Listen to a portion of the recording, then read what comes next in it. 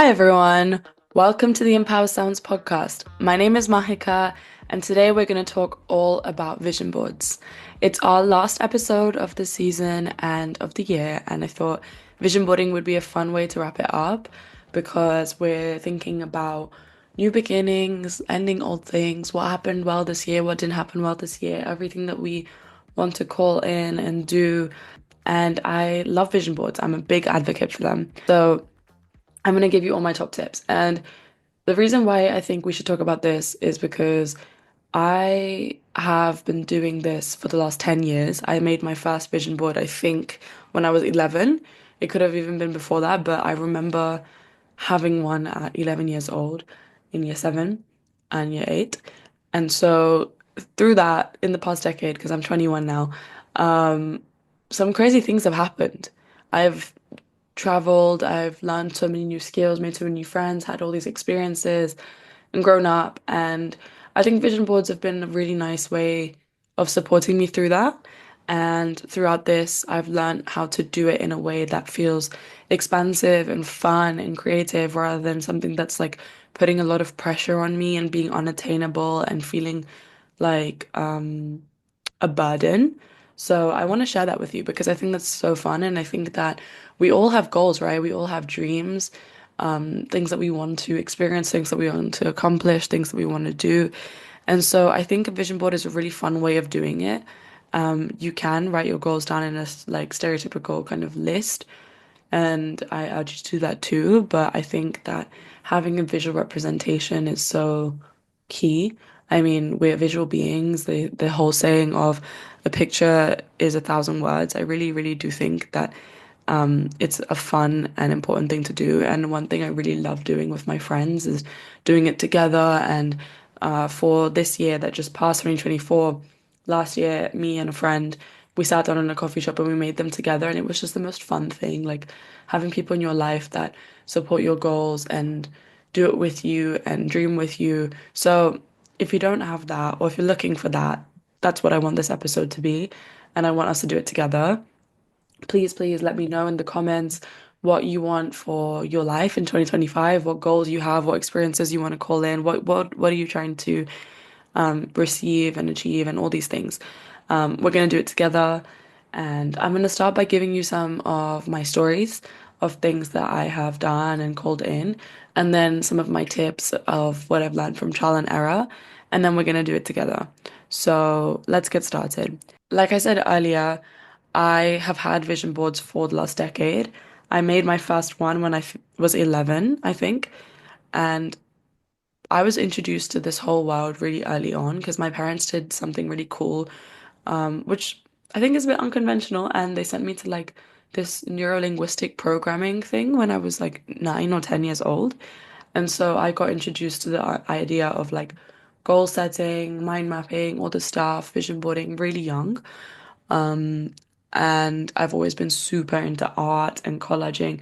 So I remember being 11 years old and just moving school from primary school to secondary school and making like a vision board of how I wanted everything to pan out. And obviously, like at the time I was a kid, so I put lots of crazy pictures on there.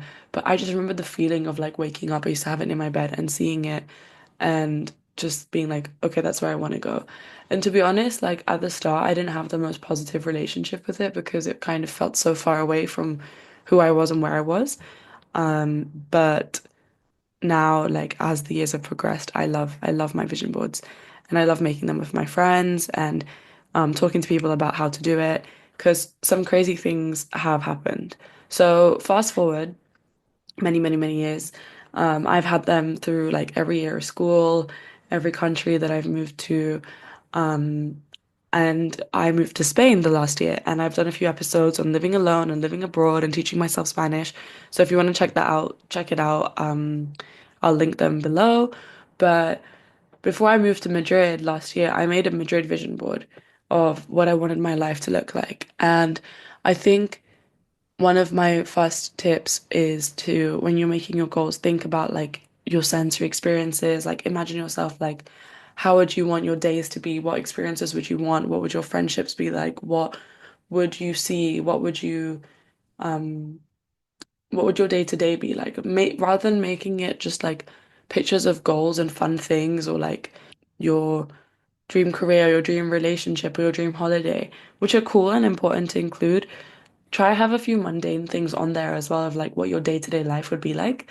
And that's what I did. Like I literally found out that I was moving to Madrid and I had no concept of what Madrid was like. I'd never been at that point. And I didn't know anyone. I didn't know what I was gonna like study, anything. I had zero understanding.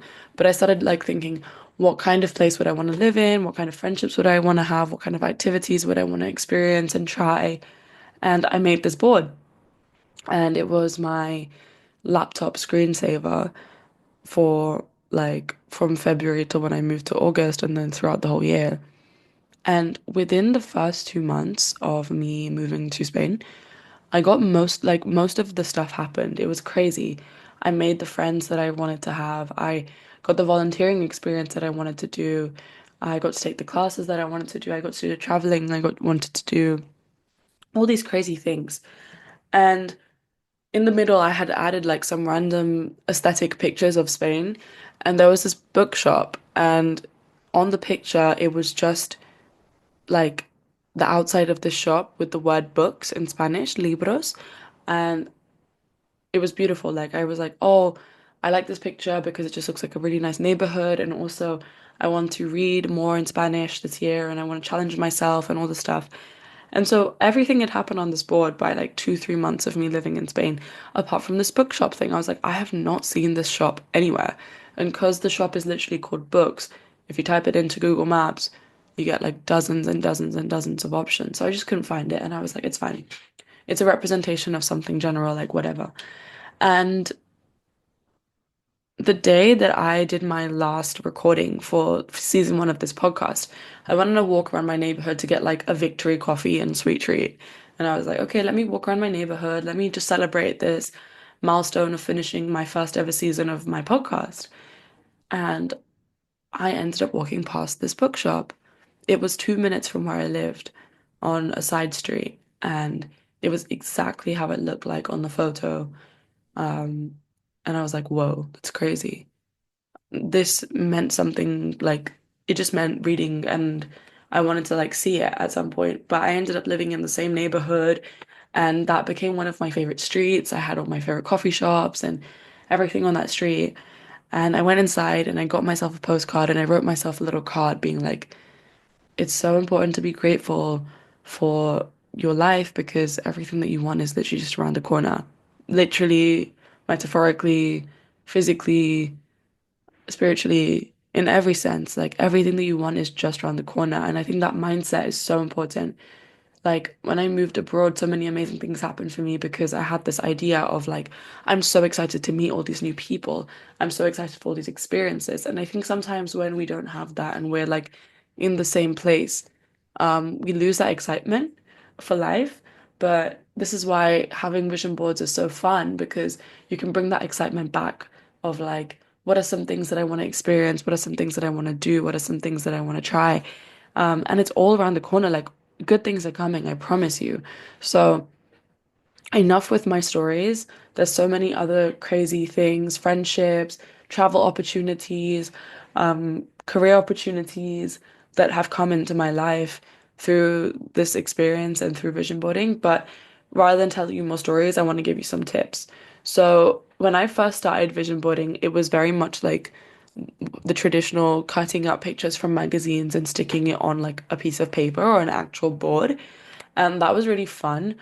But I encourage that you maybe don't go the magazine route because that's limiting to what you can find.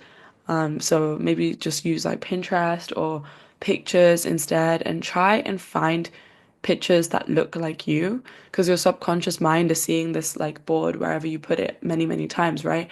And if it looks a little bit like you, even if it's like the back of someone's head with the same hair color, it's much easier for your brain to be like, okay, that's me, than if someone is nothing like you. Like, for example, I know you can't see my face, but I'm South Asian, I'm brown. And when I was a bit younger, all the people on my vision board were white people with blonde hair, just because those were the pictures I could find in magazines and Pinterest and everything. And obviously like every time I saw that I was like, oh, cool picture, but it wasn't me. So I find that sometimes having like silhouettes or having the back of someone, like choosing pictures where it's obviously like it's less obvious that it's not you, is makes the it makes it easier for your subconscious brain to be like, okay, yeah, it's me. And so that's my first tip. My second tip is to have different vision boards. So rather than just having like one big physical one, which is what I used to do, have different ones because just like goals, we don't just have the goals for next year. I feel like sometimes we have like long-term future goals, short-term goals, all this stuff. So what I like to do is I have this big physical board at my house, at my parents' house, in my hometown. And that I use blue tack and I stick on pictures of what I want for my life in general, like the big picture stuff.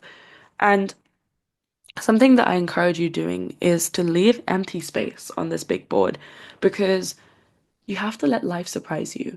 So many times, what I wanted for myself and what I actually got was so different, but what I actually got and what actually ended up happening was the best, most expansive, most interesting, most transformational learning experience or opportunity out there.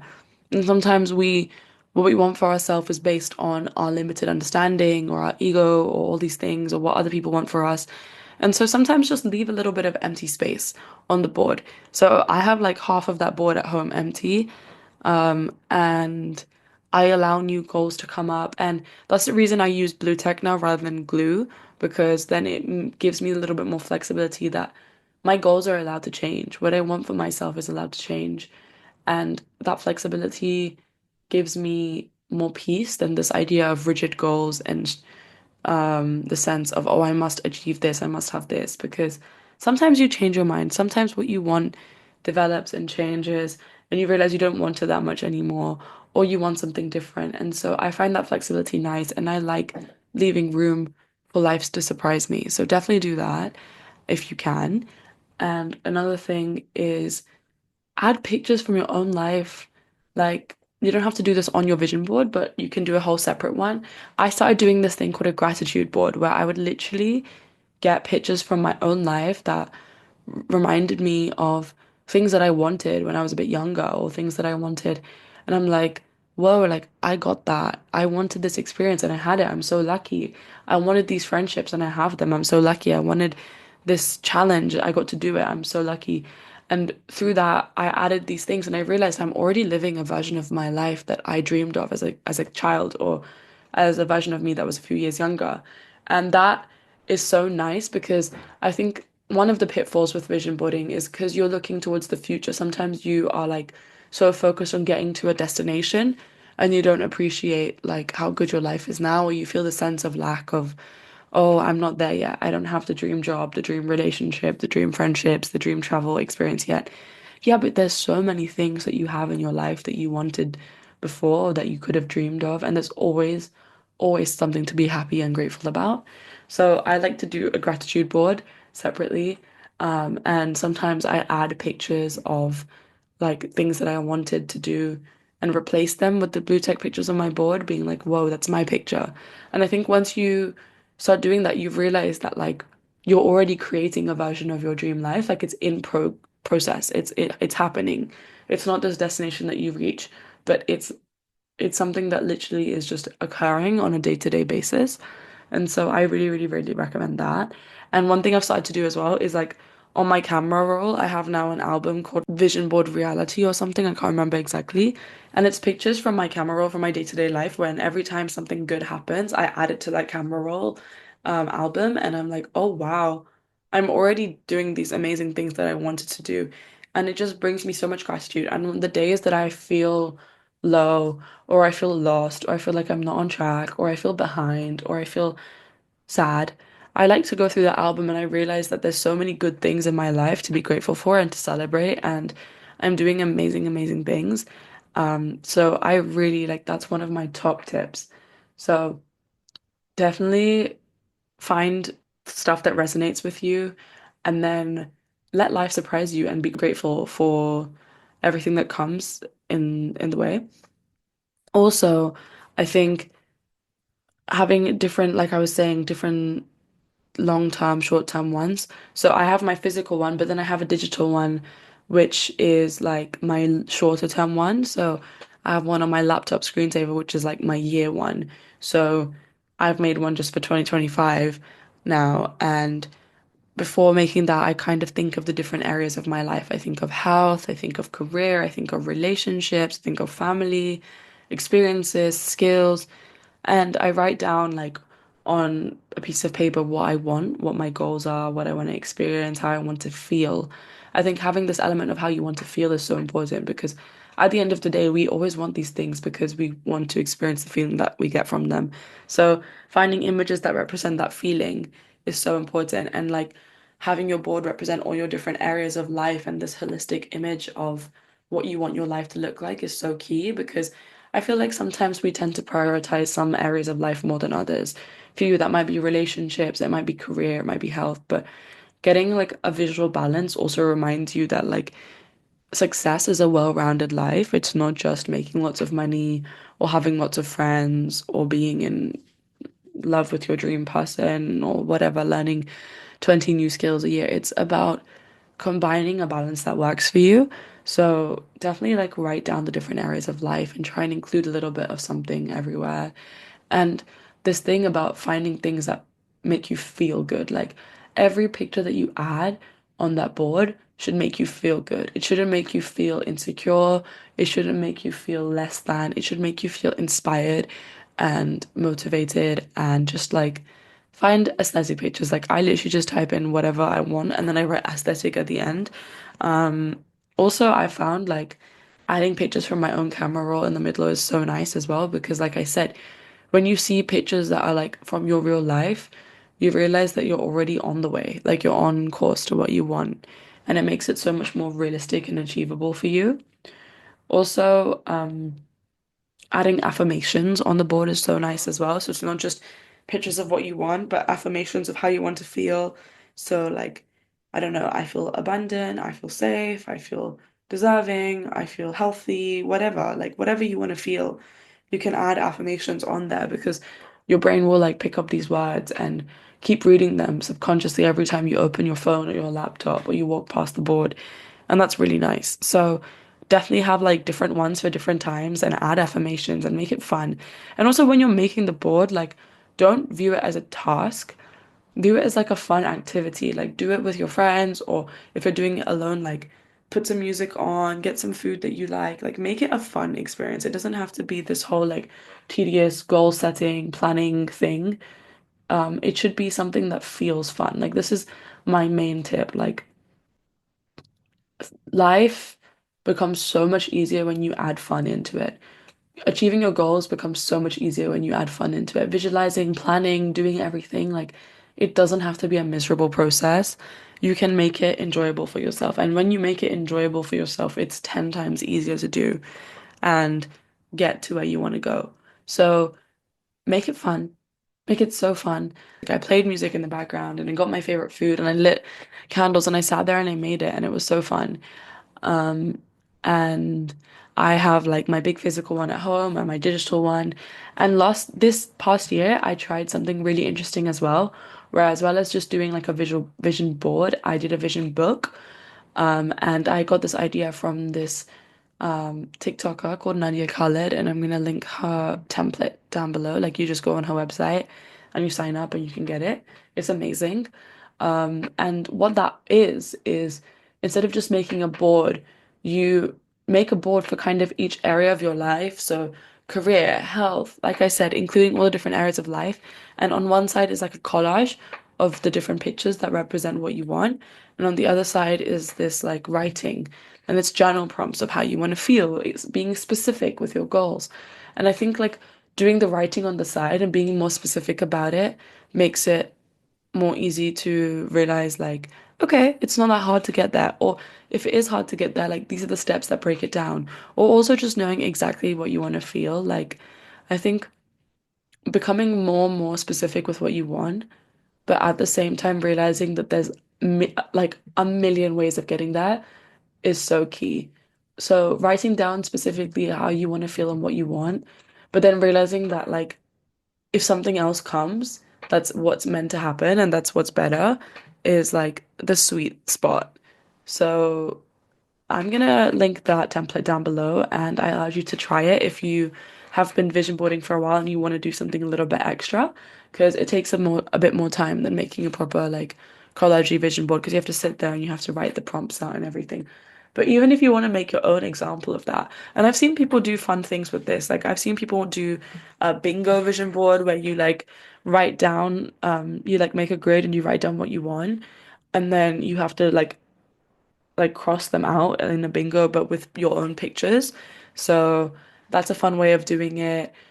Like I said, making a book, doing it with friends, doing it with music. Like just your main takeaway is to make it fun and to be specific on what you want, and then let go and just realize that it's gonna happen in as long as you're taking the daily reps to get a little bit closer. And I think seeing it and having a visual representation of what you want is half of the steps.